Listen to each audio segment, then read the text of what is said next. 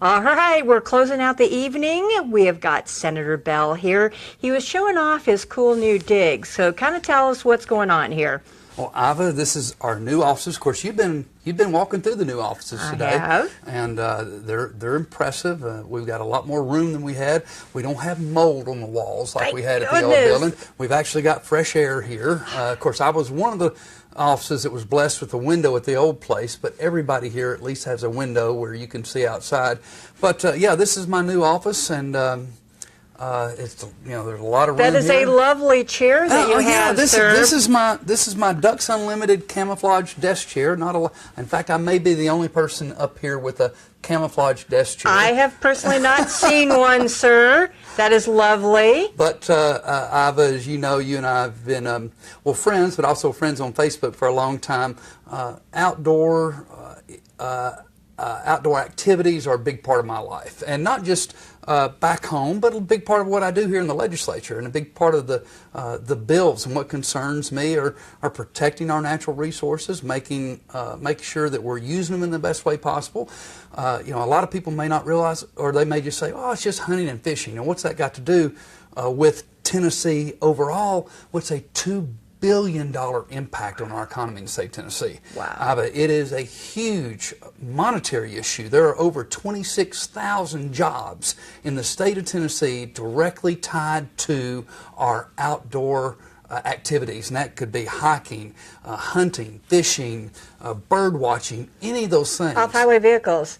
Off-highway vehicles, absolutely. Windrock, if you've ever been to Windrock, and some of the other places that we have here in the state of Tennessee, but outdoor activities, again, are a major part of who we are as a state and our heritage as a state. And, speaking of that, as you see behind us here, let's take a look.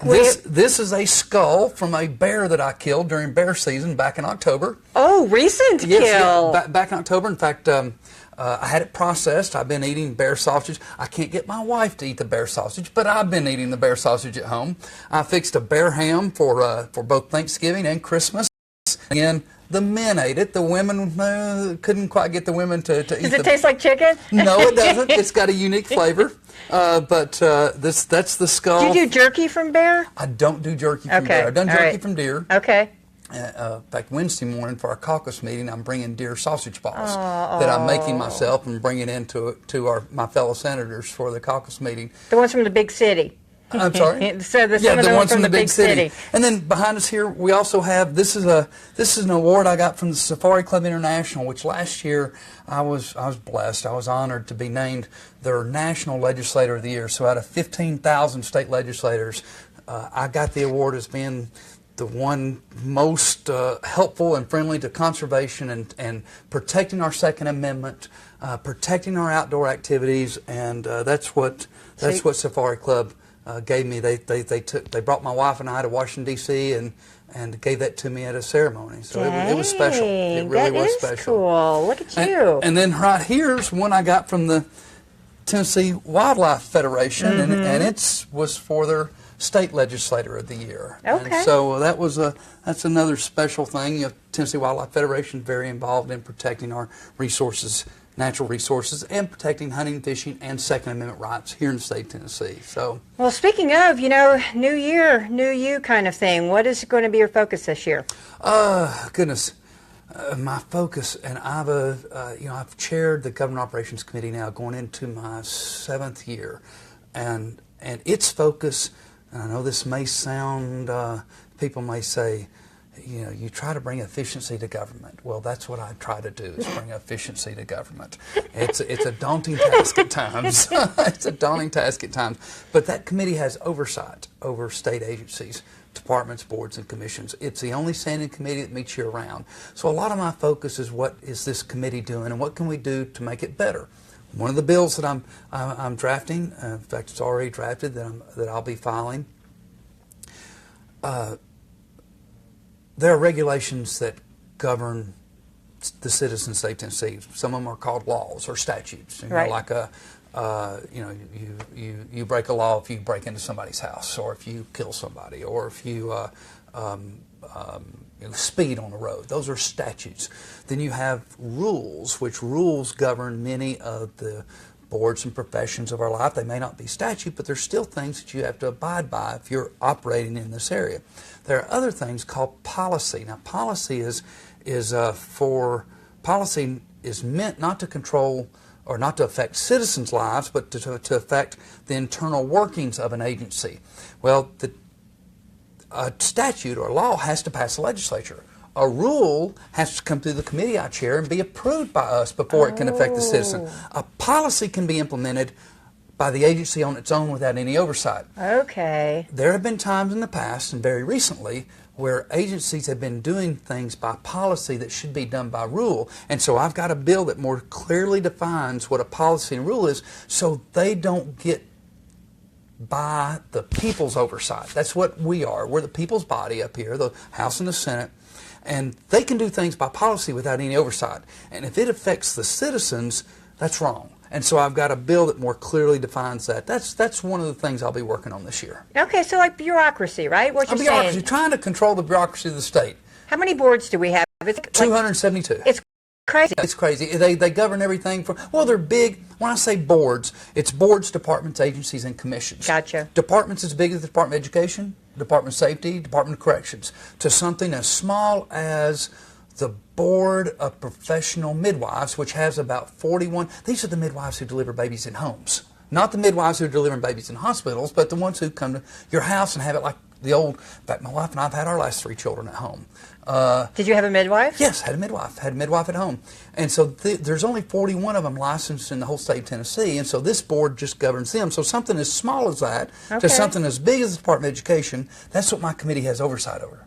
Wasn't there something crazy that I read about something with hair? Wasn't it? Or hair washer or something? Hair washers, hair braiders. Back in the past, and it's not the, sometimes we hear something crazy going on like, well, you have to have a license to wash hair, or you have to have a license to braid hair, and we may want to, our first impulse may be to blame the board. Well, that was the legislature that did that. That was us that passed a bill. We've got to be the ones who repeal it, and we did last year. So you no longer have to have a license to wash hair. Not wash hair, but to braid it. I think you still have to have it to wash it, and that's the next thing we're coming after. So sometimes these onerous regulations are put on by rule, but many times it's been done by us. You did it, thinking that you're trying to help. Yeah, and we realized we haven't. In fact, the whole idea of licensure, every time you create a license for something, now, we want our doctors licensed. That's an obvious health risk if a doctor's not licensed. We want our people who handle dangerous chemicals, like our pest control people. We want them licensed because of the risk that comes with misapplying that. But there's a lot of things that we license that you look at, should a soil scientist be licensed? And that's a new license. That's only from 2008. Wow. Should an auctioneer? 26 states don't license auctioneers. Tennessee does.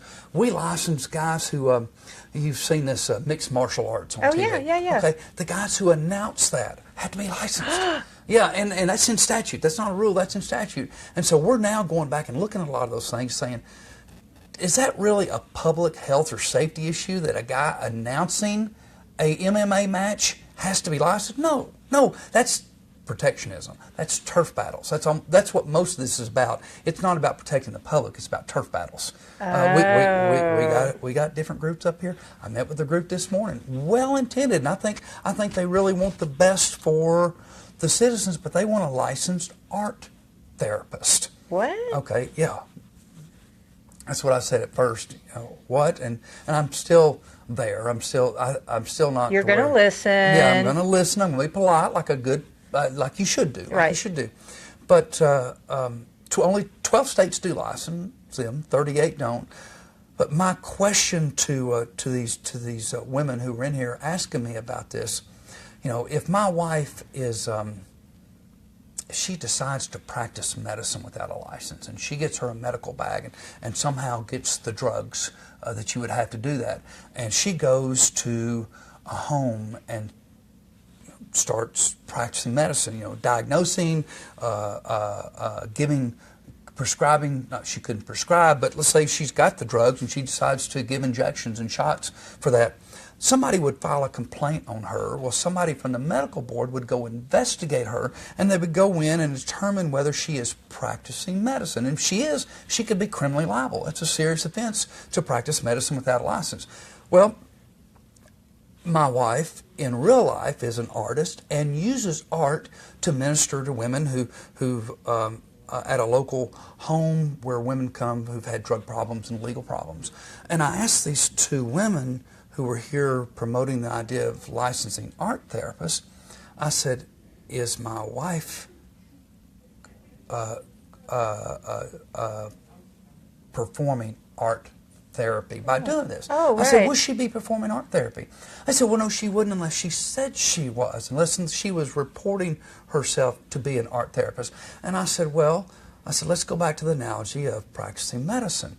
There would be a very tangible evidence that she was practicing medicine when she came in by the investigator. If she had the drugs, she had the equipment, she's diagnosing, she's giving shots. So you're telling me the only thing that would identify her to be an art therapist is not what she's doing, but what she calls herself. Mm-hmm. And they said, well, yes. And I said, well, that's not a reason to lie. I mean, because what would happen? Let's say what would happen in the long term. If we decide to go ahead and license art therapists, you've got people who go into schools. You got people like my wife who just get together with this group of women, and they use art and they talk about their past. And again, my wife would tell you it's a ministry. It's what she feels called to do.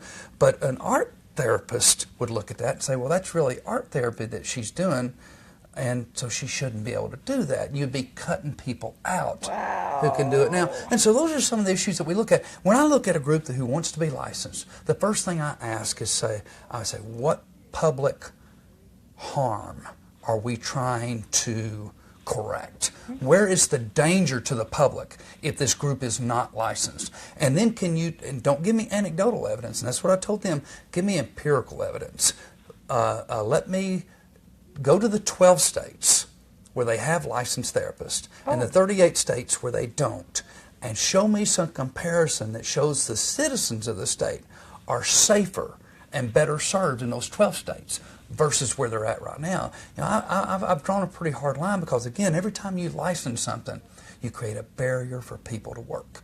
And so that's a big issue that I've been focusing on, but our committee has. Our committee's been focusing on for a number of years.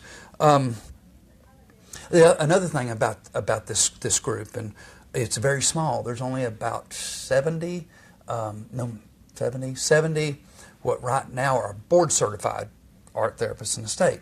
When you license a small group, because of the cost of administration with a board, those license fees will have to be extremely high. Now, if you have a large license group, then collectively, because you've got such a big group to draw from, your license fees normally can be relatively small, manageable. But with a small group like that, their license fees may be $1,500 a year. Oh my gosh! Oh yeah, it can be very, very high. Oh my gosh!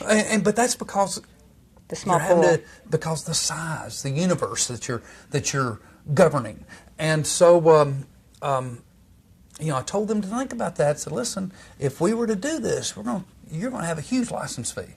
And again, the two who are in here to see me, you may say, well, $1,500 is nothing to me. I can pay that, especially to protect the integrity of my profession. But we're shutting out other people from being able to work by doing that. Like a ministry, like you're saying. Yep. Okay. So your goal is freedom, is for people to be able to earn a living. As much as possible. And again, make it a high bar. Make it a high bar before you start putting regulations from the state on people. And the bar's there. The bar's there. Again, we don't want unlicensed people doing surgery. Medicine. Doing my toes, right. We don't want unlicensed people spraying dangerous chemicals. We want people who know what they're doing. So there's a place for that. Electrical contractors, people who are doing electrical work, where if it's not done correctly, you're going to burn your house down. Yeah. We want people who know what they're doing in those cases. So, but yeah, that's what we do. And they say you're more of a rural legislator. I mean, you're from, you kind of represent the little guy out there in rural America. What do you say about that? Well, and I'd say that's true. I am the only blue-collar worker in the Senate. I'm proud of this fact. I still pressure wash houses and clean windows for a living in the off-season, and it's not a crew, it's me. I'm the one out there in shorts and a T-shirt, climbing ladders, cleaning windows, pressure washing houses, I get the comment, and I don't know how many times, I get the comment 5 to 10 times a year from my customers who look outside and they go, I can't believe my senator is cleaning my windows, because it's what I do for a living. I'll tell you a quick story that is, anybody that's been in office for a few years has got funny stories to tell, and it's got some things that have happened that have been unusual. I've got a regular customer in McMinn County who I clean her windows and pressure wash her house almost every year, every couple of years. And I was working at her house one day, and her neighbor saw me out there, and her neighbor came over. Now, her neighbor, I'm guessing, was in her 80s and has a little bitty small house, and she wanted me to give her a price on cleaning her windows, outside only. Small job. I went over there and looked at it, and I gave her a price. I think it was $40. It wasn't much. And I was hoping while I'm there she would just have me do it, because it's really $40 wasn't even worth coming back for. Well, she didn't have me do it, but she said she'd think about it. She called me a couple months later and wanted me to come back and clean her windows. And so it was a place that was relatively convenient going back and forth to town. I stopped by one day and did it. It didn't take me long. When I got through, and I made a bill out, and I went over and handed it to her and gave her the bill. And she looked at it, and I thought, I'm sitting there thinking to myself, and I can see she's thinking. I'm going, oh no, she's getting ready to complain about $40, and and she's forgotten what I told her 2 months ago, and she's getting ready to complain about $40. Well, she looks at it, and she looks up at me, and she goes, you've got a famous name. And I said, what do you mean? She said, well, you've got the same name as the state senator. And I said, I am the state senator. And she goes, no, you're not. I said, yes, I am. And it took me 5 minutes to convince her the state senator just cleaned her windows. Oh, that is precious. But she just, and then she talked to me, told me, I voted for you, and I'll vote for you again. But it was really sweet. But it was funny that she didn't think she said, you got the same name as the state senator. And I said, no, ma'am, I am your state senator. Oh, I bet you get your lot. You're one of the real people that we have. Now, speaking of, didn't you go to a constitutional convention? No. Not a constitutional convention, what but did a you go convention to? of states. That's it, okay. A convention of states. Actually, the first general convention of states called since 1860 or 1861, sometime in there, and when, of course, it was then called Trying to Avert Civil War. Right. Okay, that was the last one. Now, there's been other conventions of states that have been regional, that have been focused around water issues. There's been a convention of states held, I think, among 14 states in the West concerning the Colorado River. And what do we do with that resource? But this was the first general convention called since, I believe, 1861. And it's over the idea of the states using a tool in the Constitution that was put there from the beginning in Article 5 that we've never picked up. And this is the analogy I like to use. So we've got a tool in our toolbox. We, the states, have a tool in our toolbox that the founders gave us that we have never picked up. We've never used it. It's like a hammer laying there. It's like a saw laying there that the founder said, here's a tool for you to push back against the federal government. You're going to need it sometime in the future. It's been sitting in that toolbox. We never picked it up. Well, this meeting that we had in Phoenix, Arizona was about that tool. And that tool is Article 5 of the Constitution, which in Article 5, it lays out the two means that we can amend the Constitution. The first means is the way we've done it 27 times, and that is for Congress to propose an amendment. The first 10 amendments, the Bill of Rights, that's what we're all familiar with, and then you've got 17 amendments that came after that.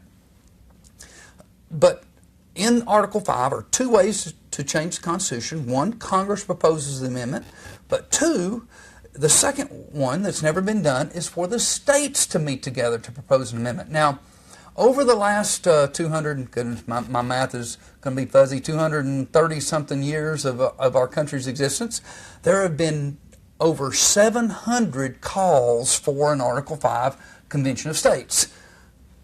But now it's individual calls by states, but the threshold for you to actually, that you have to reach is 2/3 of the states have to call it on the same subject. Same subject. And that's never been done. We got, back in the 80s, Iva, we got close, and you may remember something called the Gramm-Rudman Act. Right. Happened during the Reagan years. And the Gramm-Rudman Act was a federal act, not a constitutional amendment, but a federal law to try to rein in spending. Okay, and what many people don't know, that that act was struck down by the Supreme Court within a couple years of being implemented as unconstitutional. But what people also don't realize is that act was in direct response to the states who had gotten within 2 states of reaching that 2/3 threshold to call a convention of states. We'd gotten within 2 states, and when Congress saw that, they thought, uh-oh, we're getting ready to lose control. If the states reach that threshold, the states could then get together and pass a constitutional amendment, and again, federal Congress loses control at that point. The states take primacy. Wow. And so Gramm-Rudman was passed to blunt that movement. Okay.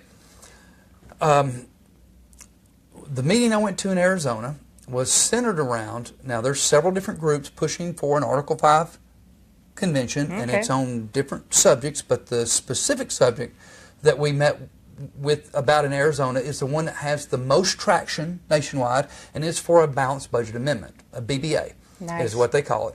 And 28 states, we got to have 34, 28 states have passed a resolution calling for it. So we're only 6 states away. 6 states. 6 states. And so we met in Arizona not to propose amendments. We're a long ways from that, and this wasn't the purpose of this meeting. This meeting was specifically called under the Constitution for the purpose of discussing and coming up with rules that could then be adopted by a future convention that would govern that convention. That had nothing to do with the amendment or proposed amendments. But we've not, as a country, and I do not remember the exact numbers, but it's in the 60s, 70s. I mean, it's in multiple times. There were multiple conventions of colonies and then conventions of states in the first 30, 40 years of our country's existence. Prior to our country's existence, and then in the first few years of our country's existence, they did this all the time. They knew how to do it. We don't. We've never done it. And so we're having to basically start from scratch. And we've been working with legislators from all over the country, constitutional scholars, on what those rules should look like. But that's all we're focusing on right now, is not what an amendment would look like, because there's a lot of work to be done there too. But what would the rules look like that would govern it? Well, the Senate and House here, we have rules. We adopt rules every single session. But we have we're in the fortunate position of being able to adopt rules that we rarely change because they've been working for a couple hundred years here in the state of Tennessee. And let's see, I'm going in my 12th year of office. We probably revised those rules 4 or 5 times in the 12 years I've been here, but revised them in very minor ways because they've worked. We've been using them. We've not done this process in a long time, since 1861. So we're basically having to go back and say, research how they did it back then, how could it work going forward. And so that's what this meeting was about in Arizona. And we had now 28 states have adopted a BBA. I think there were only 21 states that showed that came. Okay. But still we had 21 states, at the first meeting of states, general meeting of states since 1861. And another benefit to this process, whether we ever get a convention of states, which I hope we do, but whether we ever get there, the states need to start meeting together again. I'm one of those of firm belief the federal government's grown way beyond. They're exercising powers that our founders never intended them to exercise. The only way we're going to be able to push back at that is collectively and Tennessee pushes back, that's nothing to the federal government. If we have 50 states push back, or even 30 states push back, that adds much more weight to it. And so there's value in just getting the states together again and talking to push back at the federal government. God, that's so exciting. So what's the next step on that? The next step, we got to get 6 more states. And they're working on them right now, this nationwide coalition. Right. They're working on those states right now. Okay, all right. Any last words to your peeps out there? No, thank you for coming by. I enjoyed this. Today we kicked off session. Were you in there today? I did. Were you in the house? I went to the house. That's okay. It's boring. No, it's not the boring side. It's actually more exciting. It's sometimes. raucous. It's raucous. It's more raucous. But we kicked off today. I like to describe session as a train. And a train, especially you watch these movies, you watch the old steam engines, And when the train starts up, the wheels have to turn several times before you get forward motion on the train. They have to gain traction and spin. Sessions like that, and sessions like that because of our Constitution. It's not because we're trying to waste time, but our Constitution requires every bill to be heard 3 times before it can be heard in a committee. And so if you were in there today, right, one of the things you heard the clerk say during his time when he was reciting things, well, actually the majority leader and the clerk kind of respond, kind of go back and forth.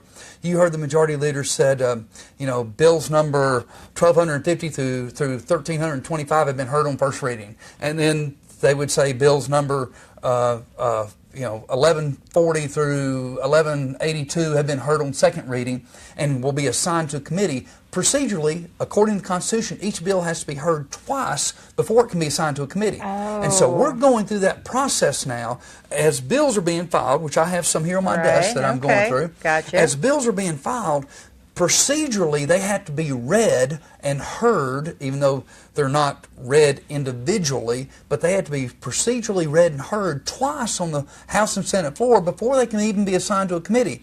And that's not something that we created to be up here longer. That's in the Constitution.